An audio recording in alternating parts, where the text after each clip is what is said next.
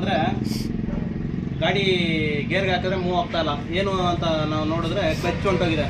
ತಗೊಳ್ಳಿ ಹತ್ರ ಹತ್ರ ತಗೋ ನೋಡಿ. Clutch hub, clutch centre, clutch plate ಎಲ್ಲ ಹೊಂಟೋಗಿದೆ ನೋಡಿ. ಈ ಥರ ಸ್ಟೆಪ್ ಬರಬಾರ್ದು. ಕಾಣ್ತಾ ಇದೆಯಾ?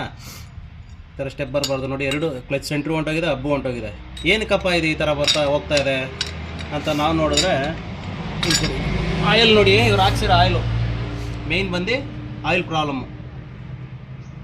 ಯಾವುದೋ ಲೋಕಲ್ ಆಯಿಲ್ ಹಾಕಿದ್ದಾರೆ.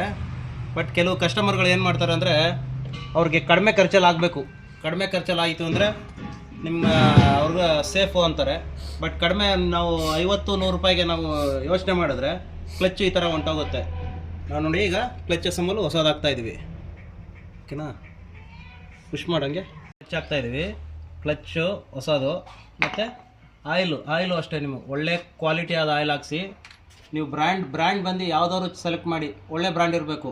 10W30 ಶೆಲ್ಲಲ್ಲಿ ಹಾಕ್ತಾಯಿದ್ದೀವಿ ನಾವು.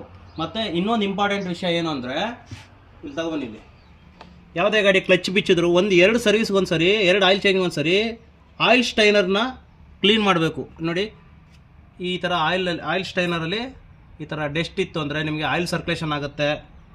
ಆಯಿಲ್ ಸರ್ಕ್ಯುಲೇಷನ್ ಸರಿಯಾಗಿ ಆಗಲ್ಲ.